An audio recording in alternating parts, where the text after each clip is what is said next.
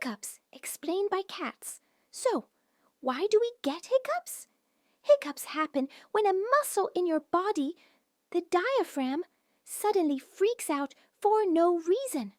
The diaphragm sits right under your lungs and helps you breathe in a smooth rhythm.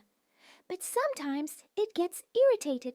You might eat too fast, drink something fizzy, swallow air while laughing, get stressed, or even go from hot to cold too quickly. And when that muscle suddenly spasms, you suck in air really fast. At the same time, your vocal cords slam shut like, nope, not today. That little slam makes the classic hic sound. So basically, hiccups are just your breathing muscle glitching, a tiny body malfunction that's annoying but totally harmless.